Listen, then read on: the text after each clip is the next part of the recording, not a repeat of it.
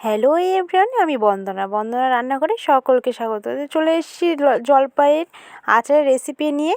তো দেখো, যেভাবে মা ঠাম্মারা বানায় সেভাবেই বানাবো আর কি। মায়ের থেকেই শেখা এসব ছোটো ছোটো আনন্দের জিনিসগুলো।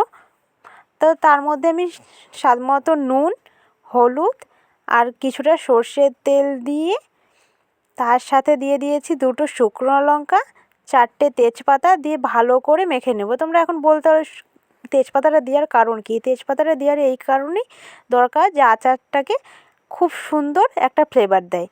তো তোমরা চাইলে নাও দিতে পারো, তোমাদের ইচ্ছে মতন তোমরা করতে পারো।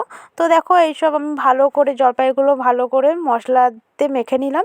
দেখো কত সুন্দর করে মেখে নিয়েছি, যেন তেল, মশলা, নুন সব জলপাইয়ে থেকে মানে দিয়ে চলে যায়।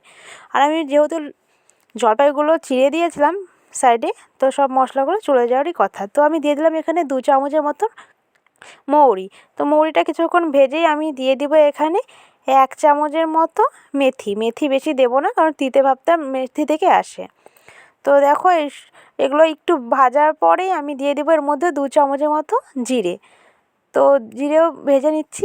তো তোমরা চাইলে শুকনো লঙ্কাও ভেজে করতে পারো। তো আমি শুকনো লঙ্কা ভেজে করব না, যেহেতু আমি শুকনো লঙ্কার গুঁড়ো ব্যবহার করছি।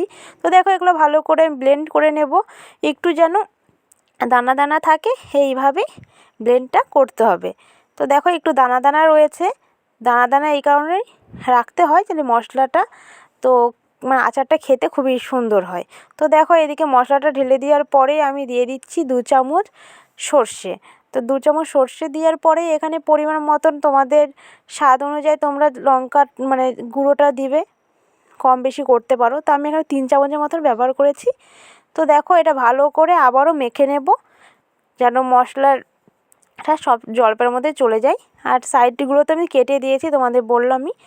তো দেখো, জলপাইগুলো এরকমভাবে মেখে নিলাম। মেখে নেওয়ার পরে আমি একটা কৌটোতে উঠিয়ে নেব। তো আমি এখানে একটা কথাই বলবো, আমার যদি ভিডিও তোমাদের ভালো লাগে, আমার পেজটিকে ফলো করো, শেয়ার করো, কমেন্ট করো।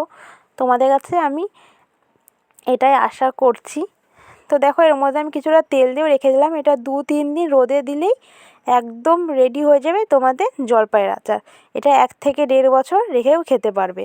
দেখো, দেখেই কতটা লোভনীয় লাগছে না? শীতের দিনে ছাদে বসে খাওয়ার মজাটাই আলাদা। তো আজকের ভিডিওটা এতটাই।